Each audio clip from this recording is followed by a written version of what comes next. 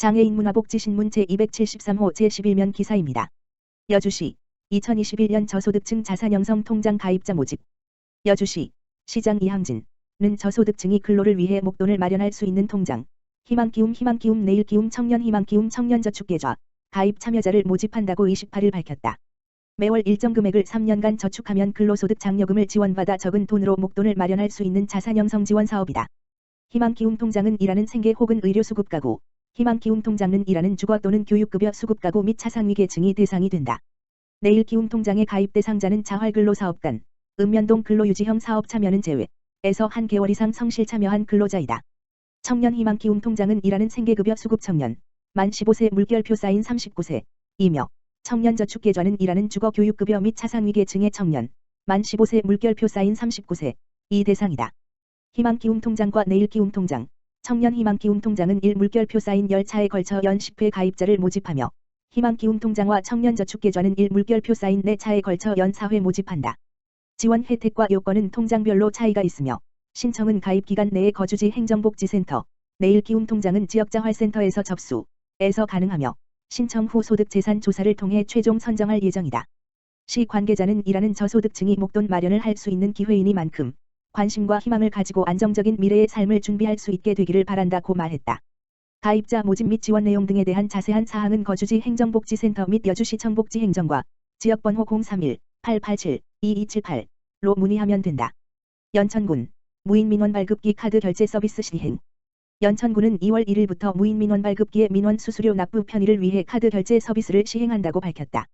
기존 무인민원 발급기를 이용할 때는 수수료를 현금으로만 결제할 수 있어 민원인이 별도의 현금을 미리 준비해야 하는 불편함이 있었으나 앞으로는 기존 현금 납부 외 신용카드, 체크카드, 삼성페이, 휴대폰로도 수수료 결제가 가능하게 되었다. 다만 부동산 등기 사항 증명서는 행정안전부와 법원행정처가 협의 중에 있어 당분간은 현금 결제만 가능하다. 현재 연천군은 연천군청, 농협은행, 연천군지부 등 총 12대의 무인민원 발급기를 설치 운영하고 있으며 이번에 시행하는 신용카드 결제 서비스는 관내 모든 무인민원 발급기에서 가능하다.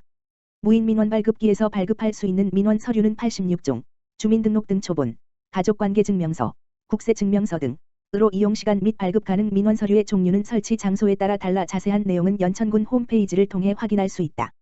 김광철 연천군수는 무인민원 발급기의 카드 결제 서비스를 도입하여 민원인들이 더욱 편리하게 이용할 것으로 기대한다면서 앞으로도 군민의 편의를 위한 민원 서비스 제공을 위해 최선을 다하겠다고 말했다. 여주시 청년활동지원센터 채움기자단 정기회의 개최. 여주 청년활동지원센터에서는 지난 1월 26일 청년활동협의체 채움기자단 정기회의를 개최했다고 밝혔다.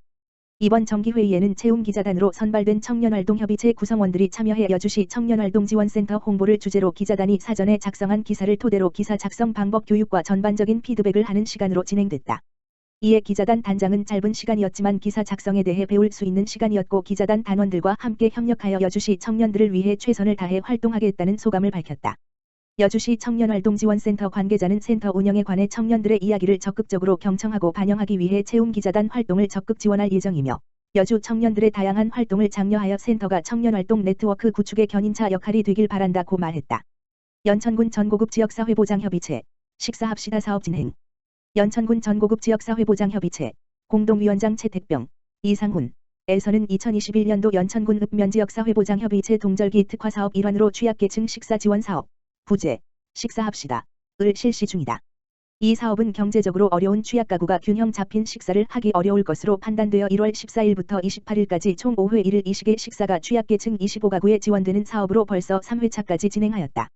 지원 대상자들은 점심에 맞춰오는 따끈한 식사로 몸뿐만 아니라 마음까지 따뜻해진다고 감사함을 표했다.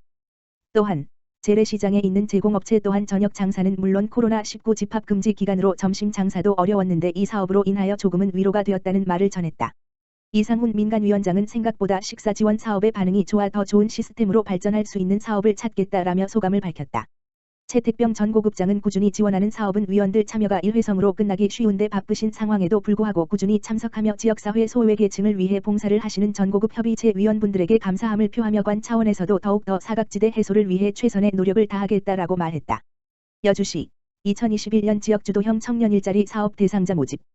여주시 시장 이항진은 2월 5일 금 가지 여주시 거주 만 39세 이하의 미취업 청년을 대상으로 지역주도형 청년 일자리 사업 참여자 5명을 모집한다. 모집 대상은 여주시 소재 만 39세 5명이며 모집 부문은 여주 청년 일자리 창출 지원 사업에 참여 청년 3명, 기업 3개소, 과 여주 청년 창업 지원 사업에 창업 희망 청년 2명이다.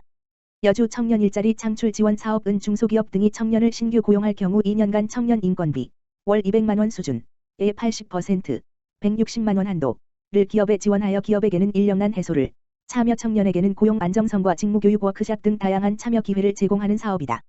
여주 청년 창업 지원 사업은 전통시장 및 상점가 활성화 차원에서 전통시장 및 상점가 내 창업하는 경우 창업 청년 1인당 매월 70만 원씩 11개월 한시 창업 지원 자금, 점포 임차료, 창업교육 등을 지원할 예정이다. 모집 내용은 여주시 홈페이지 공지사항 및 고시/공고란에서 확인할 수 있고 접수는 여주시 사회복지과로 방문 또는 이메일 teo86@korea.kr로 제출 가능하다. 기타 자세한 사항은 여주시 사회복지과 지역번호 031-887-2953로 문의하면 된다. 오산시 기초연금 최대 30만 원 소득 하위 70%로 확대. 오산시 시장 곽상욱는 신축년 새해를 맞이하여 2021년 개정되는 기초연금 제도에 대해 집중 홍보를 추진하고 있다. 2020년 소득 하위 40%까지 적용됐던 월 최대 30만 원 지급 대상은 단계적으로 확대되어 올해에는 소득 하위 70% 이하 기초연금 수급자 전체가 최대 지급액 대상자가 된다. 이에 따라 2020년 소득 하위 70% 이하 최대 지급액인 25만 4,760원을 지급받던 어르신은 2021년 인상된 30만 원을 지급받아 매월 4만 5천 원의 연금액이 인상된다. 또한 선정기준액도 단독가구 소득인정액 148만 원, 부부가구 소득인정액 236만 8천 원에서 2021년에는 단독가구 소득인정액 169만 원, 부부가구 소득인정액 270만 4천 원으로 인상됐다. 2021년 달라진 기초연금 제도의 혜택을 받기 위해서는 반드시 신청해야 하며 올해는 만 65세에 도달한 1956년 어르신들이 신규 신청 대상이다. 생일이 속한 달의 한 개월 전부터 신청할 수 있으며 주소지 관할동 행정복지센터 또는 주소지와 관계없이 가까운 국민연금공단 지사를 방문하거나 온라인 복지로 홈페이지를 통해 신청할 수 있다. 오산시 중앙동엔드 19개 사회복지시설, 지역보호체계를 위한 하라인 구축 협약 체결. 오산시 중앙동 행정복지센터, 동장 신선교는 1월 26일부터 29일까지 아동 및 다문화, 노인 장애인 복지시설 등 관내 사회복지시설 19개소와 복지안전망 하라인 구축 및 복지사각지대 발굴 등을 위한 업무 협약을 체결했다고 전했다. 이번 업무 협약은 코로나19로 인한 방역 수칙을 준수하여 4일에 걸쳐 오전, 오후로 나누어 진행했으며 협약 시에는 사회복지시설 시설장 등 최소 인원이 참석하여 그 뜻을 함께했다. 주요 협약 내용은 위기대응 비상연락체계 복지안전망 하라인 구축 복지사각지대 위기가구 발굴 체계 강화 취약계층에 대한 공동 사례관리 및 지역보호체계 구축 등이다. 이번 협약으로 복지시설과 중앙동은 비상연락망을 통하여 민, 사회복지시설, 은화재, 재난 등 위기 발생 및 위기 이후 발견 시 하라인으로 제보 및 정보를 공유하고 관, 중앙동 행정복지센터, 은 공공복지서비스 지원 및 사례관리 추진, 이웃 돕기, 유관기관 연계 등을 제공하기 위해 상호 협력할 방침이다. 신선교 중앙동장은 이번 협약을 통해 선제적 위기대응 역량을 강화하여 지역보호체계 구축에 큰 역할을 할 것으로 기대한다며 앞으로도 민관 협력 복지안전망을 추가 구축하여 복지사각지대를 최소화하고 현장 중심의 복지서비스를 제공할 수 있도록 노력하겠다고 말했다.